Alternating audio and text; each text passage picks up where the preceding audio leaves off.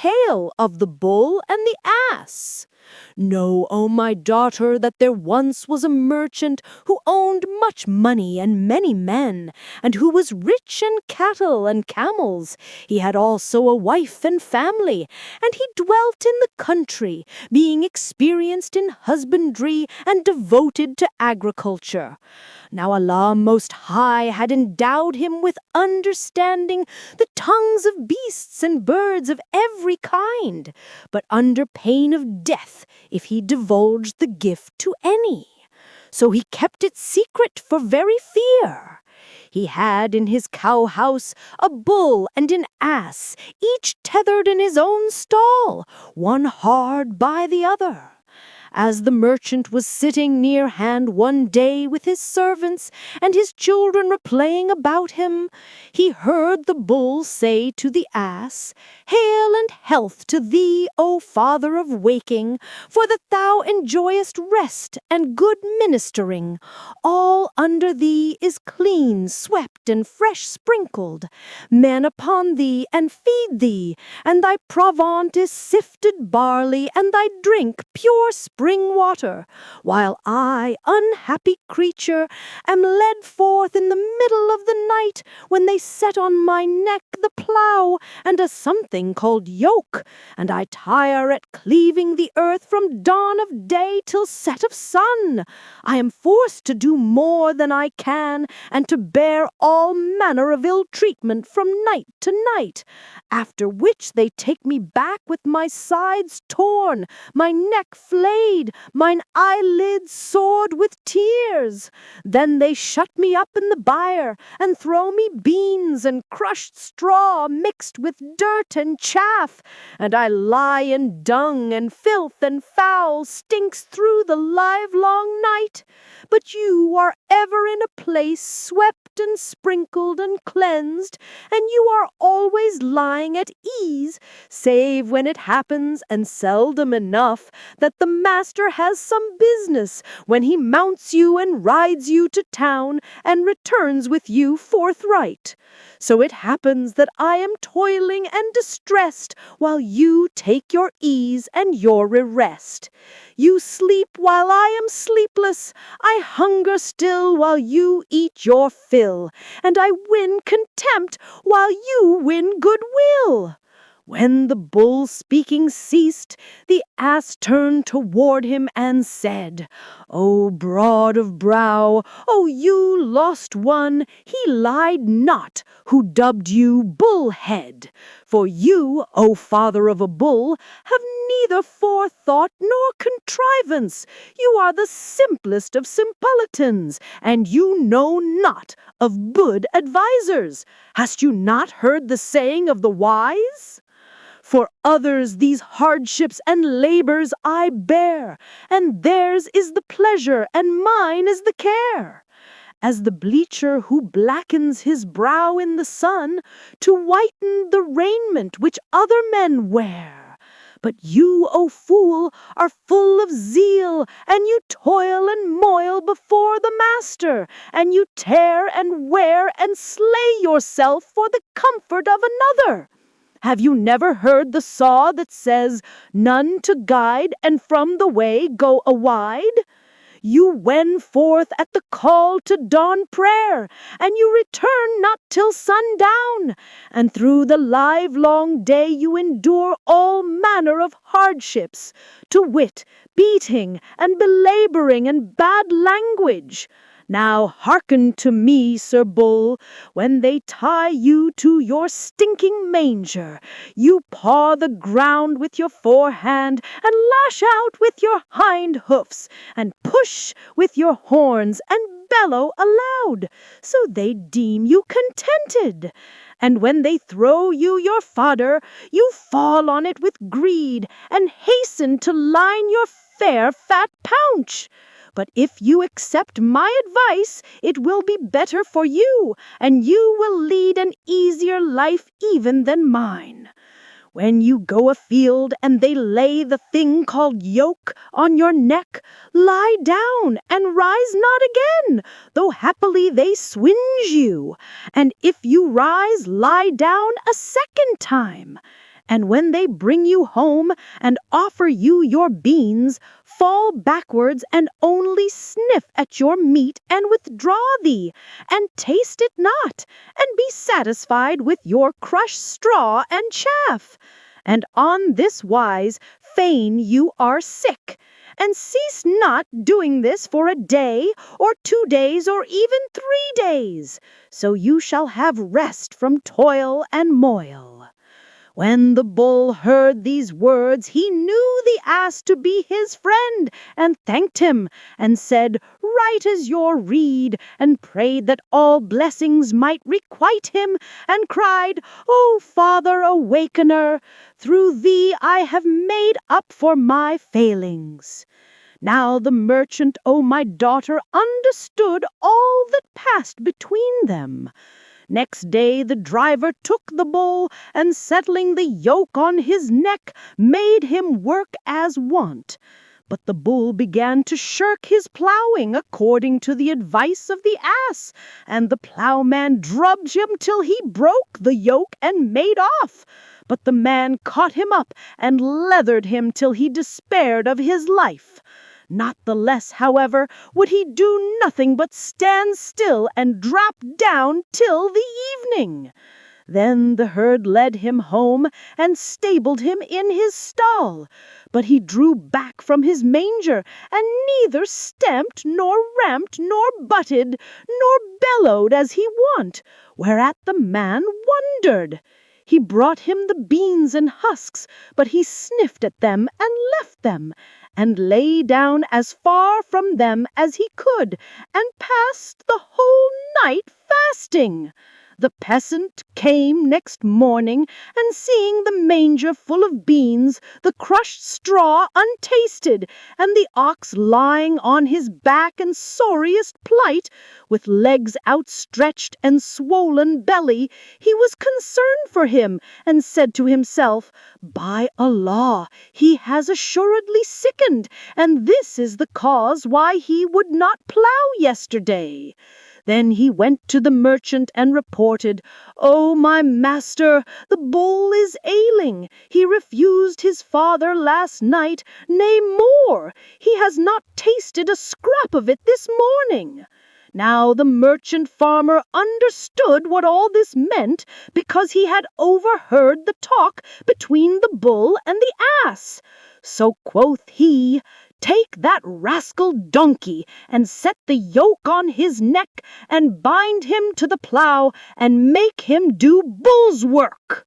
Thereupon the ploughman took the ass, and worked him through the livelong day at the bull's task, and when he failed for weakness, he made him eat stick, till his ribs were sore, and his sides were sunken, and his neck was flayed by the yoke. And when he came home in the evening, he could hardly drag his limbs along, neither forehand nor hind. But as for the bull, he had passed the day lying at full length, and had eaten his father with an excellent appetite. And he ceased not calling down blessings on the ass for his good advice, unknowing what had come to him on his account. So when night set in, and the ass returned to the buyer, the bull rose up before him in honor, and said, May good tidings gladden thy heart, O Father Wakener. Through thee I have rested all this day, and I have eaten my meat in peace and quiet. But the ass returned no reply for wrath and heartburning and fatigue, and the beating he had gotten. And he repented with the most grievous of repentance. And quoth he to himself, This cometh of my folly in giving good counsel. As the Sowist saith, I was in joy and gladness, not save my officiousness brought me this sadness. But I will bear in mind my innate worth and the nobility of my nature, for what saith the poet? Shall the beautiful hue of the basil fail, though the beetle's foot or the basil crawl? And though spider and fly be its denizens, shall disgrace attach to the royal hall? The cowrie, I ken, shall have currency, but the pearl's clear drop shall its value fall. And now I must take thought, and put a trick upon him, and return him to his place, else I die." Then he went a-weary to his manger, while the bull thanked him and blessed him. "And even so, O my daughter," said the wazir, "thou wilt die for lack of wits.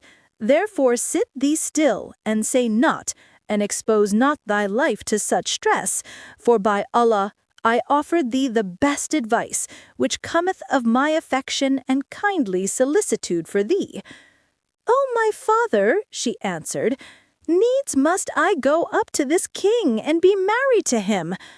Quoth he, "Do not do this deed." And quoth she, "Of a truth I will." Whereat he rejoined, "If thou be not silent and bide still, I will do with thee even what the merchant did with his wife." "And what did he?" she asked. "Know then," answered the wazir, "that after the return of the ass, the merchant came out on the terrace roof with his wife and family, for it was a moonlit night and the moon at its full. Now the terrace overlooked the cowhouse, and presently, as he sat there with his children playing about him, the trader heard the ass say to the bull, 'Tell me, O father broad-o'-brow, what thou purposest to do tomorrow?' The bull answered, 'What but continue to follow thy counsel, O Alibaran? Indeed, it was as good could be, and it hath given me rest and repose. Nor will I now depart from it a tittle. So, when they bring me my meat, I will refuse it, and blow out my belly and counterfeit crank.' The ass shook his head and said, 'Beware of so doing, O father of a bull.' The bull asked why, and the ass answered, 'Know that I am about to give thee the best of counsel, for verily I heard our owner say to the herd, if the bull rise not from his place to do his work this morning, and if he retire from his fodder this day, make him over to the butcher, that he may slaughter him, and give his flesh to the poor, and fashion a bit of leather from his hide. Now I fear for thee on account of this, so take my advice ere a calamity befall thee, and when they bring thee thy fodder, eat it, and rise up, and bellow and pow the ground, or our master will assuredly slay thee, and peace be with thee." Thereupon the bull arose and lowed aloud, and thanked the ass, and said, "Tomorrow I will readily go forth with them." And he at once ate up all his meat, and even licked the manger. All this took place, and the owner was listening to their talk. Next morning, the trader and his wife went to the bull's crib and sat down, and the driver came and led forth the bull, who, seeing his owner, whisked his tail and brake his wind, and frisked about so lustily that the merchant laughed a loud laugh, and kept laughing till he fell on his back. His wife asked him, "Whereat laughest thou with such loud laughter as this?" And he answered her, "I laughed at a secret something which I have heard and seen but cannot say, lest I die my death."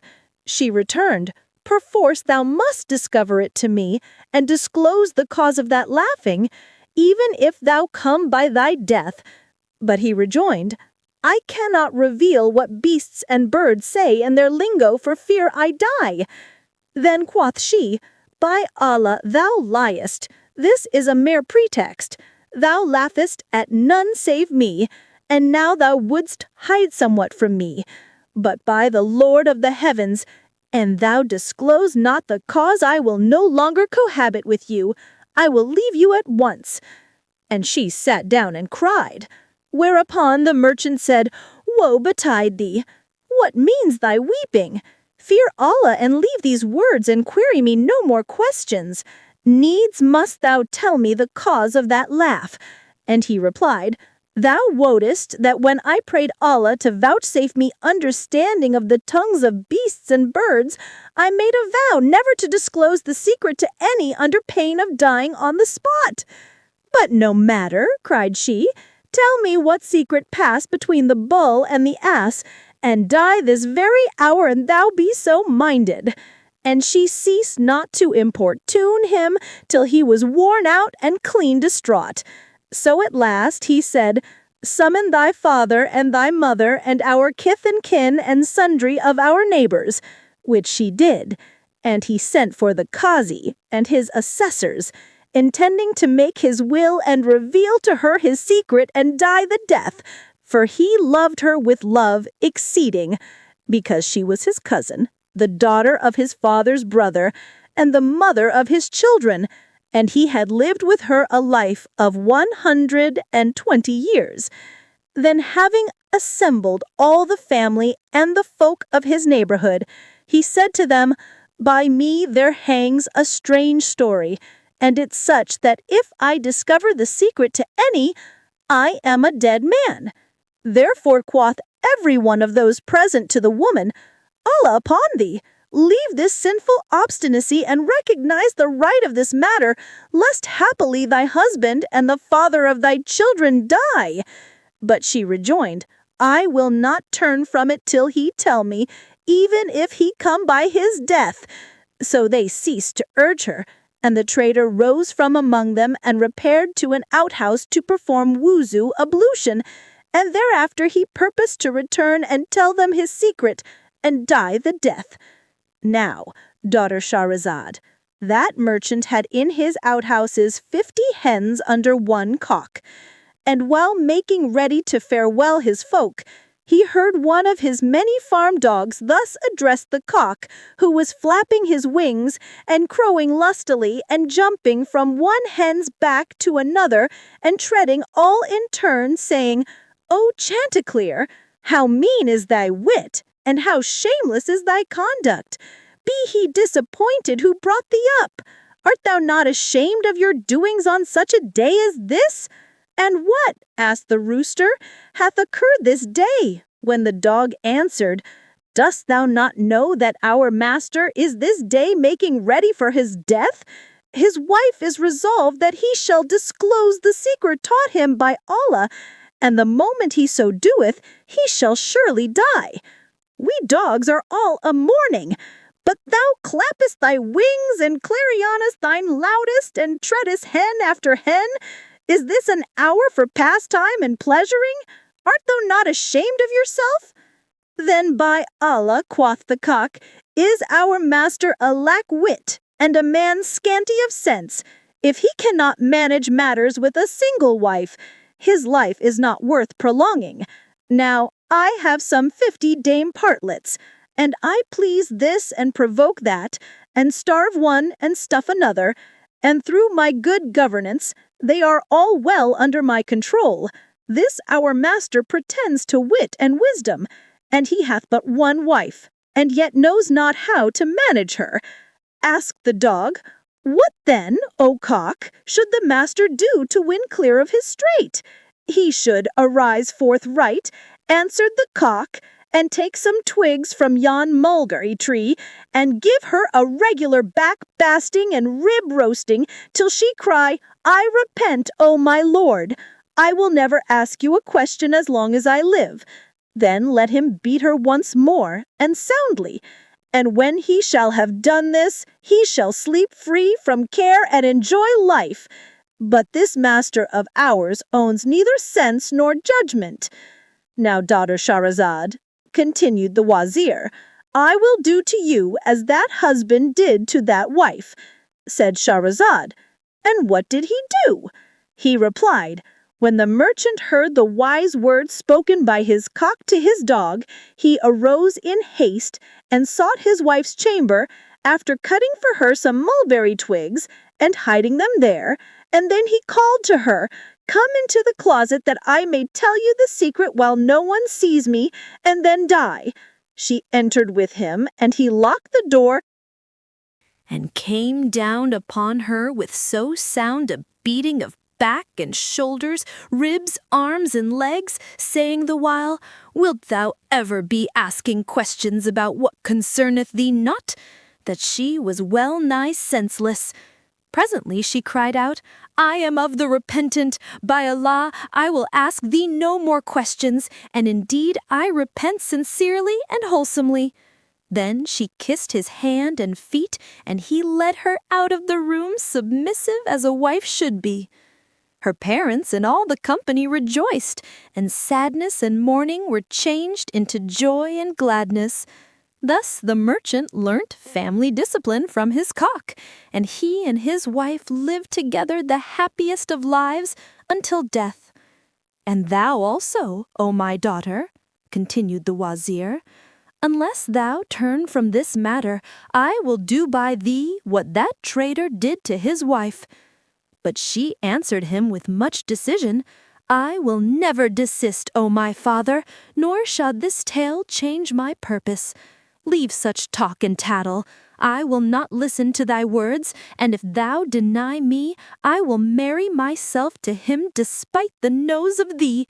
And first I will go up to the king myself and alone, and I will say to him, I prayed my father to wive me with thee, but he refused, being resolved to disappoint his lord, grudging the like of me to the like of thee.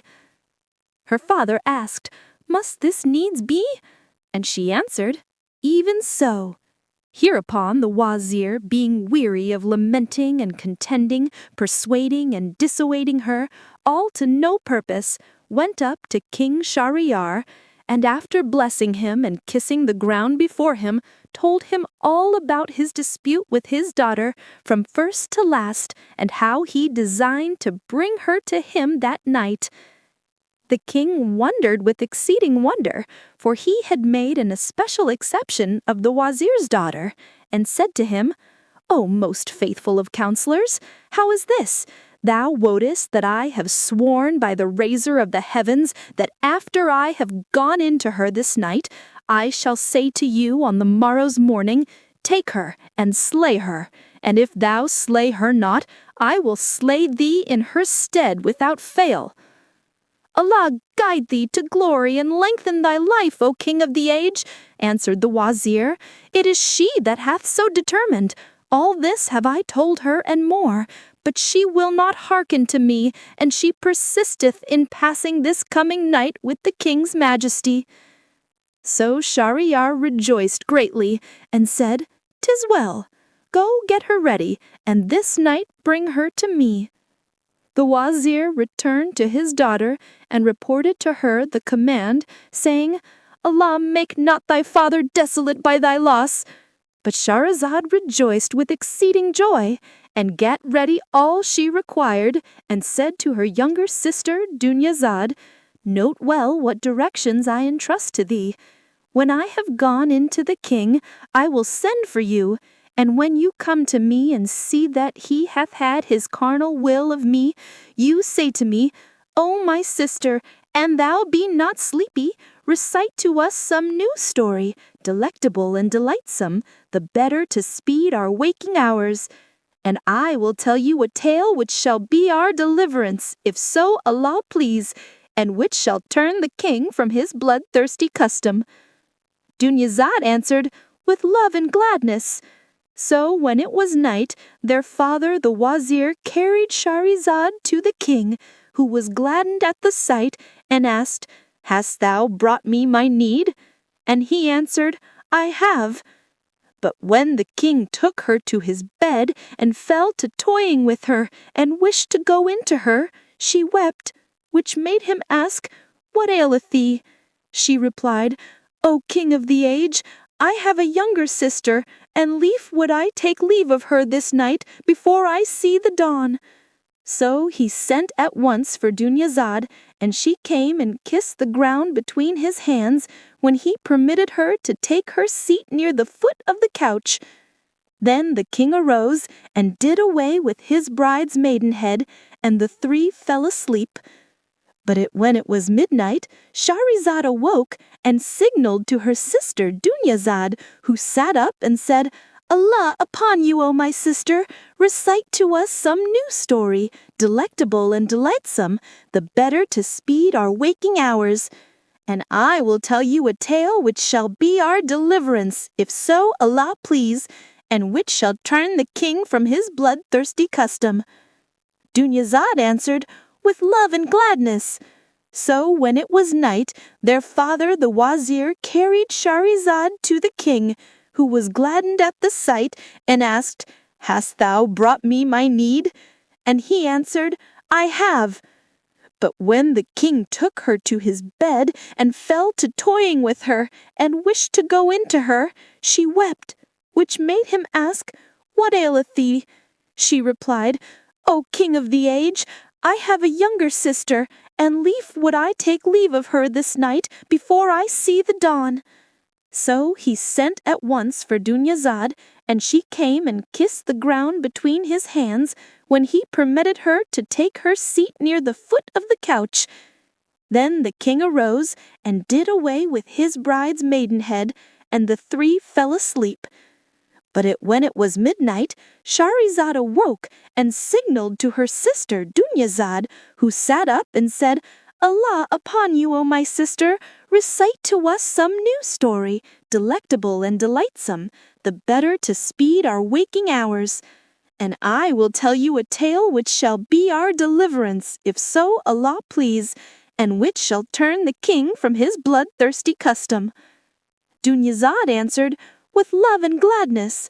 So when it was night, their father the wazir carried Shahrazad to the king, who was gladdened at the sight, and asked, "Hast thou brought me my need?" And he answered, "I have." But when the king took her to his bed, and fell to toying with her, and wished to go into her, she wept, which made him ask, "What aileth thee?"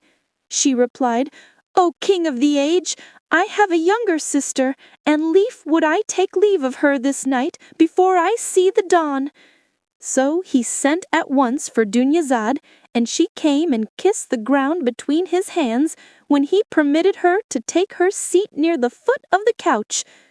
Then the king arose and did away with his bride's maidenhead, and the three fell asleep. But when it was midnight, Shahrazad awoke and signaled to her sister Dunyazad, who sat up and said, "Allah upon you, O my sister, recite to us some new story, delectable and delightsome, the better to speed our waking hours. And I will tell you a tale which shall be our deliverance, if so Allah please, and which shall turn the king from his bloodthirsty custom." Dunyazad answered, "With love and gladness." So when it was night, their father the wazir carried Shahrazad to the king, who was gladdened at the sight, and asked, "Hast thou brought me my need?" And he answered, "I have."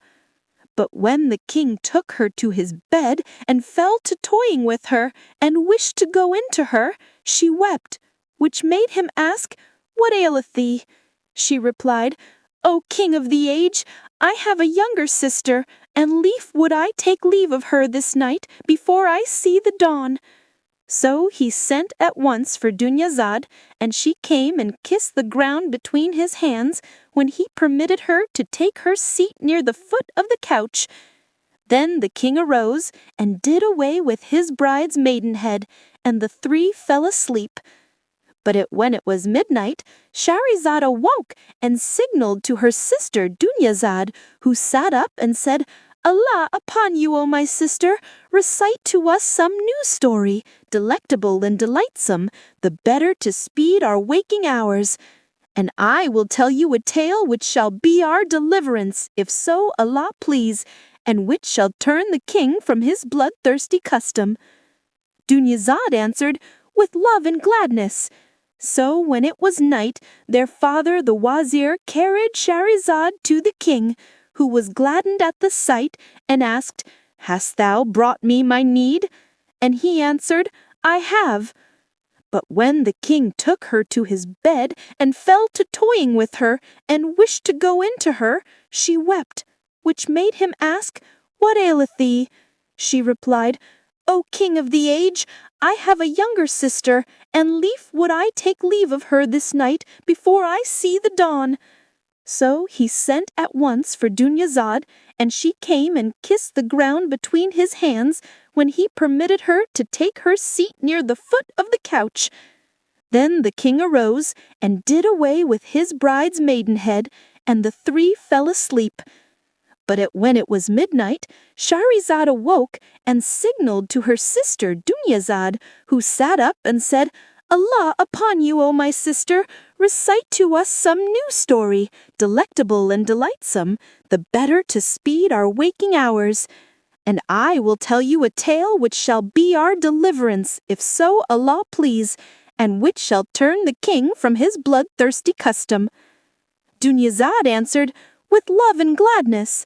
So when it was night, their father the wazir carried Shahrazad to the king, who was gladdened at the sight, and asked, Hast thou brought me my need? And he answered, I have. But when the king take her to his bed, and fell to toying with her, and wished to go in to her, she wept, which made him ask, What aileth thee? She replied, O king of the age, I have a younger sister, and lief would I take leave of her this night before I see the dawn. So he sent at once for Dunyazad, and she came and kissed the ground between his hands, when he permitted her to take her seat near the foot of the couch. Then the king arose and did away with his bride's maidenhead, and the three fell asleep. But when it was midnight, Shahrazad awoke and signaled to her sister Dunyazad, who sat up and said, Allah upon thee, O my sister, recite to us some new story, delightsome and delectable, wherewith to while away the waking hours of our latter night. With joy and goodly gree, answered Shahrazad, if this pious and auspicious king permit me. Tell on, quoth the king, who chanced to be sleepless and restless, and therefore was pleased with the prospect of hearing her story. So Shahrazad rejoiced, and thus on the first night of the 1,000 Nights and a Night, she began with the tale of the trader and the genie.